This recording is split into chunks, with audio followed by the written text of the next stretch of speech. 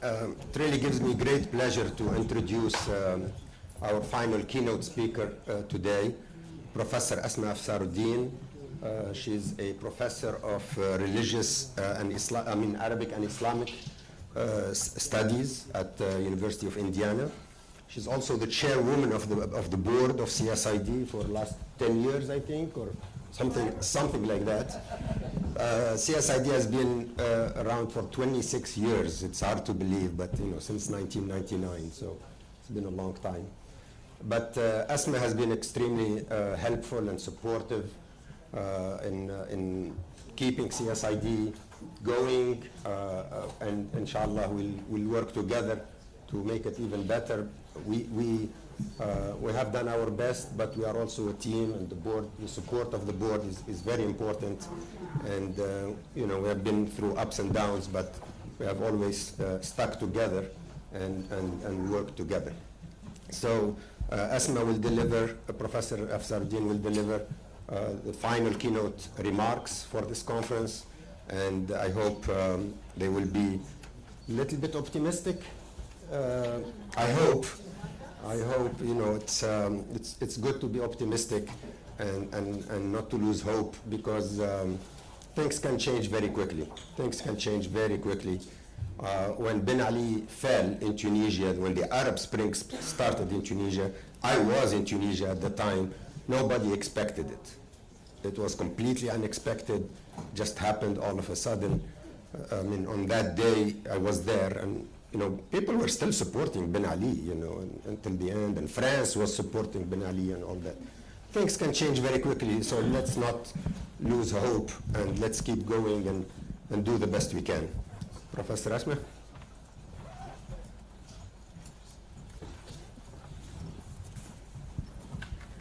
Thank you, Radwan, for this kind introduction.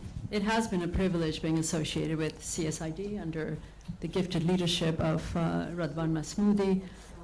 As you can see from today's proceedings, that this is the kind of conversation we've fostered over the years. What results we've actually been able to achieve, only time can tell, but needless to say, we have to continue to make that effort. So good afternoon, everyone, again, and thank you for sticking with us till the very bitter end. And I hope you will agree with me that this day has been full of deep insights and lively discussions of some of the most critical issues in the current period concerning democracy and the spread of authoritarianism and how to tackle some of these issues. As we learned today, these are all timely topics, since good governance appears to be an elusive concept these days, not just in the Arab and Muslim majority world, but in large swaths of the planet today. And I think this was a point that was made forcefully maybe by Dahlia, I forget who it was, but this is a point that we need to make over and over again. For the last several years at our annual conferences, we have been sounding the alarm that democracy, both as a concept and a process, is facing an existential threat. In so much as its desirability itself and its necessity are being increasingly questioned, even in well-entrenched democracies like the United States. All the warning signs that remind us that we must be ever vigilant against the forces of tyranny are present here and elsewhere. As Timothy Snyder, author of the widely acclaimed book titled On Tyranny that was published in 2017, some of you may be familiar with that work, remarked, and I'm quoting now from the book, "We might be tempted to think that our democratic heritage, as Americans that is, automatically protects us from such threats, that is, the threats posed by tyranny. This is a misguided reflex," he continues. "In fact, the precedent set by the founders demands that we examine history to understand the deep sources of tyranny and to consider the proper responses to it. Americans today are no wiser than Europeans who saw democracy yield to fascism, Nazism, or communism in the 20th century," end of quote. Many of you, like myself, may be feeling demoralized, and I get it from the tenor of this conference today that some of you are actually sharing my feelings of demoralization. by the current political atmosphere. And why not? In the US, this has led to an unprecedented attrition in our civil rights and in the rule of law. For those of us who are in academia, we have watched in dismay the increasing assault on academic freedom on our university campuses and the arbitrary restrictions placed on freedom of speech, especially in regards to what can be said and what cannot be said in our classrooms about US foreign policy measures, particularly in regard to the Middle East. At some universities, including at my institution, students are being encouraged to snitch on their professors if they find their lectures unpalatable for political reasons and lodge formal complaints against them, to which the professors are then forced to prepare detailed refutations, as if we have nothing better to do with our time. Many university administrators, including at my institution, have adopted draconian and harshly punitive measures to crack down on student protesters against the war in Gaza, as well as on select faculty for inviting certain speakers. International students have been particularly targeted at many campuses, as we know, some of whom have faced deportation proceedings and have been abducted outside their homes and placed in detention for publicly criticizing specific US foreign policies. It is perhaps telling that Professor Tim Snyder, whom I just referred to, has left Yale University, where he taught until recently for the University of Toronto. And one may surmise that his departure was prompted at least in partial response to the curtailment of academic freedoms and the erosion of our First Amendment rights that we once took for granted in the US. You cannot have a flourishing democracy in which all residents within a nation state do not enjoy the legal protections offered by due process and the rule of law that should apply equally to citizens and non-citizens alike. As a constant backdrop to the events unfolding in the US is, of course, the war in Gaza that continues to unleash a cycle of violence unprecedented in recent history that has resulted in unbearable human suffering among Palestinian civilians and threatens to destabilize the entire MENA region. Only time will tell what the long-term implications of this humanitarian calamity will be for democracy in the region. Although Nader Hashemi actually gave us, I thought, a very insightful preview of what is at stake. The immediate consequences are heartbreaking. There's chaos and devastation for the indigenous Gazan population, who is now facing mass starvation and the continuous degradation of their lives and their intrinsic dignity as human beings, as much of the world looks on in complicit silence. There can be no denying that the dystopian Orwellian future some had predicted back in the 20th century is increasingly encroaching upon us and is no longer just a figment of the literary imagination. I'm assuming that you're attending this conference today because you are interested in promoting and strengthening democracy rather than undermining it. And you're also very likely interested in thinking about concrete strategies as to how to go about doing just that. And again, throughout the day, of course, we've heard and listened to very insightful comments on how to react to this unfolding calamity before us, for which we are mostly unprepared.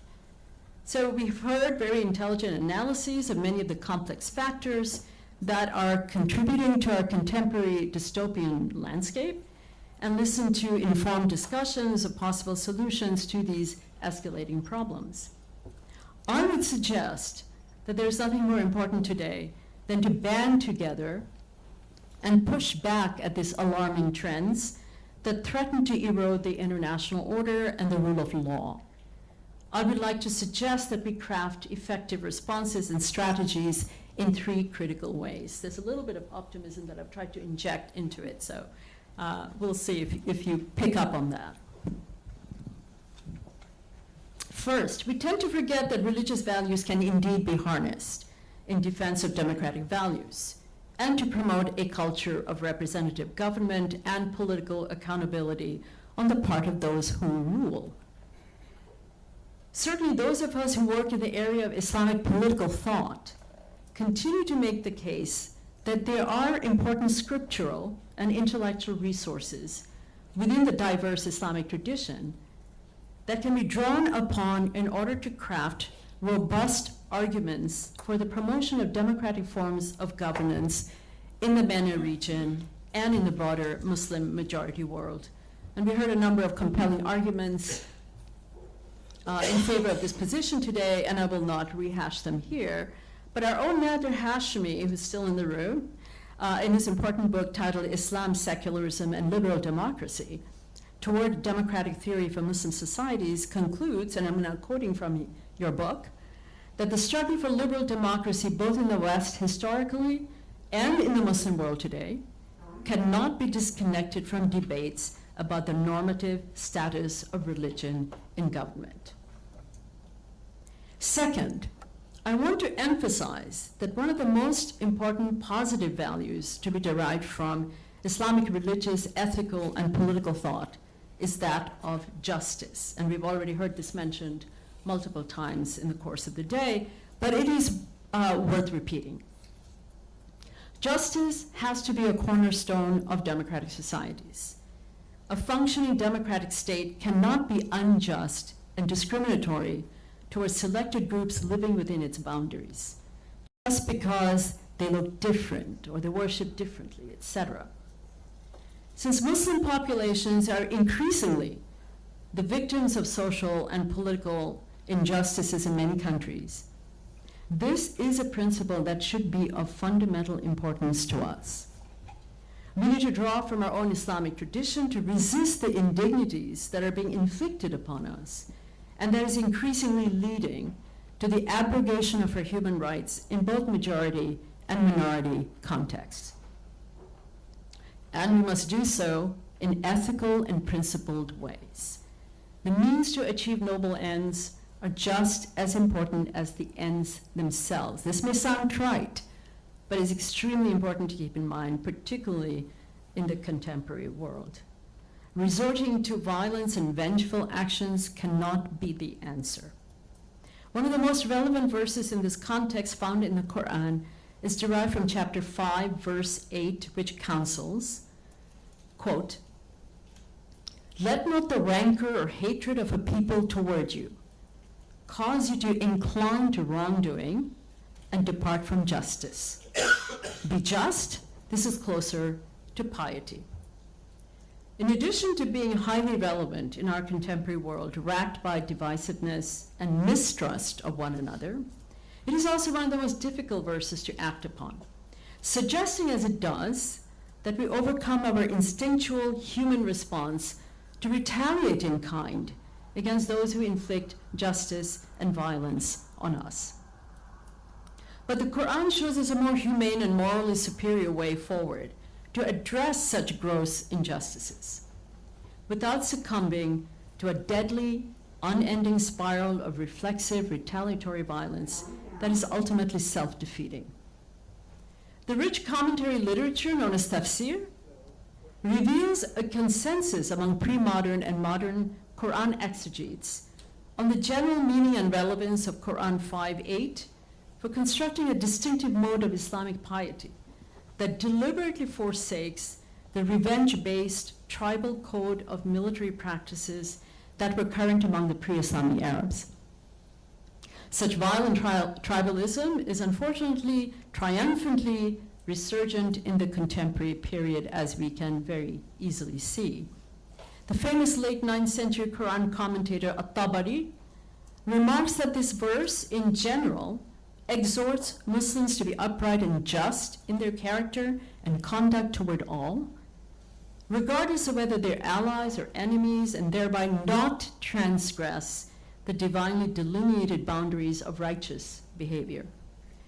Should Muslims reciprocate the hatred of their enemies and act unjustly, then they would be guilty of stooping to their level and violating the commandments of God.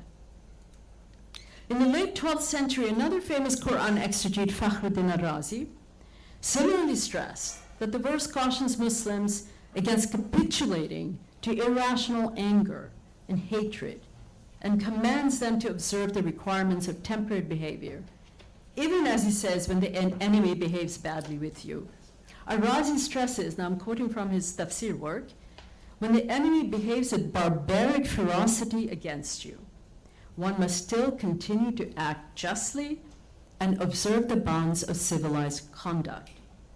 Regardless of the wrongful curtailment of their religious rights and other acts of injustice directed at Muslims by the pagan Meccans in the 7th century, Ar-Razi underscores the fact that the Quran required Muslims to act in accordance with the dictates of justice and equality, ala sabil al-adl wal-insaf, and thus forsake, and quoting now again from Ar-Razi, partisan sentiment, oppression, and tyranny, even in the face of extreme provocation. This is a broad injunction, khitab aam, binding on Muslims in perpetuity, states Ar-Razi. And finally, I want to point out that in an increasingly globalizing world, the Islamic tradition can provide helpful moral paradigms and historical precedents that help establish the case for embracing pluralism in its broadest sense, of being receptive to diversity and being inclusive of everyone whom we reside with. The Quran in chapter 17, verse 70 declares, "Indeed, we have honored every human being," and states in Quran chapter 95, verse 4, that every human being has been shaped in the best of molds, thereby establishing the intrinsic dignity and equal worth of all human beings, regardless of ethnicity, race, gender, social status, and other markers of difference. The 5 fundamental objectives of the Sharia, or as they're known in Arabic, maqasid al-Sharia, guarantee protection of religion, life, intellect, lineage, and property for all human beings, regardless of their religious and ethnic backgrounds, again, or of any other marker of difference and identity. The historical document known as the Constitution of Medina, drafted by the Prophet Muhammad in the 7th century, and that was referenced earlier today, accepted non-Muslims as equal citizens of the polity established in the city-state of Medina. As long as all members of the community, the Ummah, observe the rules of peaceful conduct and cooperation among themselves, and promise not to resort to disloyal and treacherous acts. Terms like diversity, equity, and inclusion may have become dirty words now on university campuses. I think that's true for most campuses today. The Office of Diversity, Equity, Inclusion that we had, and that did actually really good work on campus, was just recently dissolved without any explanation. It just disappeared overnight at my institution. Well, they've become dirty words now on university campuses and in the federal government. In contrast to the Quranic worldview, in which these are the very shibboleths that bind us together as moral, humane, and upright communities. In the famous 13th verse from chapter 49, the Quran reminds, "O humankind, we have created you from a male and a female, and made you into nations and tribes that you might get to know one another. The noblest of you in God's sight is the one who is most righteous." Let us then get to know one another and form alliances to challenge the rhetoric of hatred and division that is so prevalent now.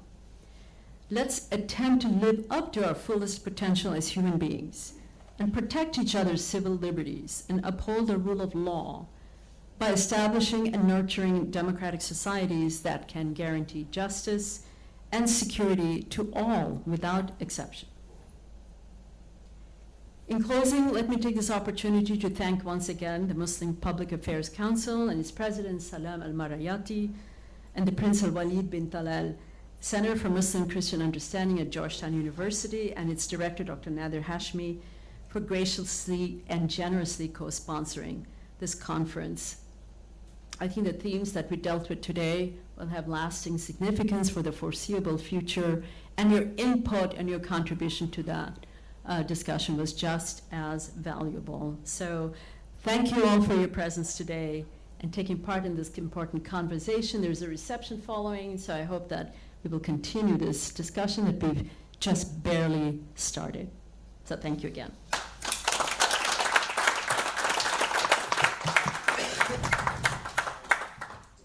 We don't have questions. This is a miracle. We ended at exactly 5 o'clock. I mean, it's 5 o'clock. I don't think we have any more questions. We do have a reception, and I think one of the main goals of conferences like this is to meet people, to network, to talk with people. I mean, we could all have stayed at home and just read books and papers, but I think conferences do serve an important purpose in that we get to know each other and hopefully work together on, you know, different projects and different initiatives. So if you can stay, please do stay. We have a reception. We have more food for you today. If you can stay between 5 and 6, I think it will be worth it. In conclusion, I also would like to thank Nader Hashmi and the Center for Muslim Christian Understanding at Georgetown University, and MPAC and the MPAC team, Salam Al-Marayati, Harris Taran, and the whole team over there. We could not have done this without your help and without your support. Thank you very much for your help and for your support. I would like to thank the speakers who came from, some of them very far away, to attend and to speak and to participate at this conference. In particular, I want to mention Irma, who came from Georgia, not the state of Georgia, but the country of Georgia, to speak at the conference today. So thank you very much. I think it's been an excellent conference and an excellent opportunity to discuss and learn about what's going on in the world and how we can react and how we can change things around us. I'd like to thank all the volunteers also who helped us, you know, with registration and, you know, various aspects of the logistics. And Mariam Masmoudi, my daughter, who came from New York, she used to volunteer for CSID. Mariam is a little bit older than CSID, but she has worked with CSID since she was probably 6 or 7. I don't remember, but, you know, yeah, Asma remembers. So thank you, Mariam, for coming from New York to help with the conference and with the logistics. Thank you all. It's really a pleasure to see you again, and for some of you to see you for the first time, and I hope we can stay in touch. Stay hopeful, believe that things can change. Do your part. You know, that's all that God asks us to do. Do your part. The rest, you know, we can't control what goes around us. What we can control is what can we do about it? What can we do to fix it? What can we do to make the world better? That at the